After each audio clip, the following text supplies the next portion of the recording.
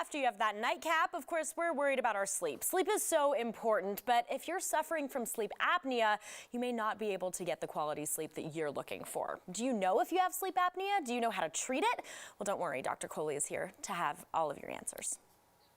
Dr. Kohli, it's so great to have you back. Thank you, Danny. It's great to be here. Yes, of course. Okay, so we've been talking about how to take care of our body lately. This is so important. And we've also been talking about sleep. Now, I want to talk about something specific.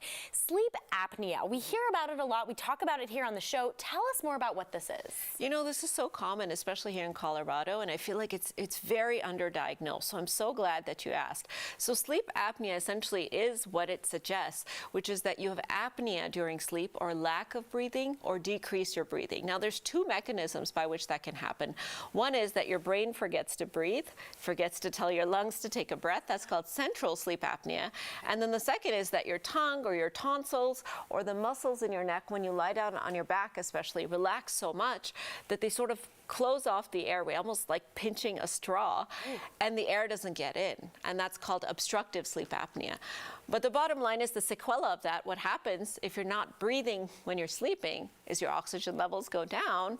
So your body releases stress chemicals. It goes into a stress response, which can cause high blood pressure. It can increase your risk of heart disease. It can cause metabolic disorders. It can have effects on your longevity. Of course, it can affect how you feel the next day. Right. You're a lot tired, you have headaches. Yeah. And so for all of those reasons, it's really important to make sure we start looking for sleep apnea. Yeah, okay. I have so many questions. First, how do we know if we have sleep apnea? You know, so the most common sign of obstructive sleep apnea, as you can imagine, when the air isn't getting in, people snore. Yes. Yeah, so your partner usually tells you that you're snoring a lot. Sometimes they'll say, oh, you look like you're not breathing when you're sleeping. Okay. Or sometimes when you startle yourself awake snoring, it's not the snoring that woke you up, it's that lack of oxygen that triggers a reaction in your brain that says, hey, you better wake up and take a breath. So all of those are signs potentially that your partner could tell you or that you yourself might observe if you startle awake that you have sleep apnea.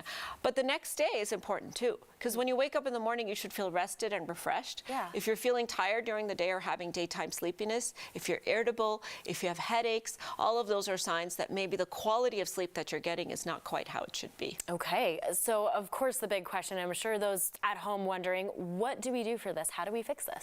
The good news there is it's very responsive to treatment. So there's sort of two ways to fix it. One is if you have obstructive sleep apnea because you're overweight, you got to lose that weight. Yeah. Because as you lose weight, a lot of people can actually have their sleep apnea become much more mild, or some people even have it completely disappear.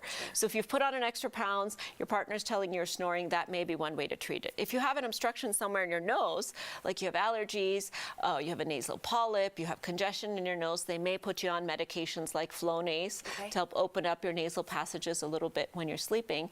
If you have mild sleep apnea, you can sometimes just use like a mouth guard where it kind of pulls the tongue out of the way or lifts up the jaw when you're sleeping.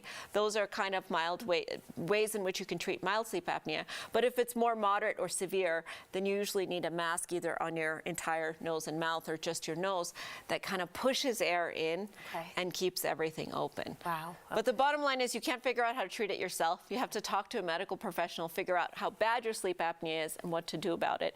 I have a friend who has mild sleep apnea, and he tapes a golf ball onto the back of his pajamas because then whenever he rolls onto his back, which is when he has the sleep apnea because these muscles are relaxing, he just kind of is not comfortable, rolls back onto his side, and then that airway just opens right up. Easy fix right there. That's a great one. Oh my gosh. Okay, well, guys at home, that means if your partner is telling you you're snoring, you might not want to ignore it and roll your eyes. We all do it, I know. But seriously, it sounds like it could be maybe potentially something a little bit more serious. Dr. Kohli, thank you so much. My pleasure. Follow Dr. Kohli on social media, and if you have a topic or question for Dr. Kohli, message us on our Facebook page. That's Colorado and Company on 9 News. Your topic may just end up on the show.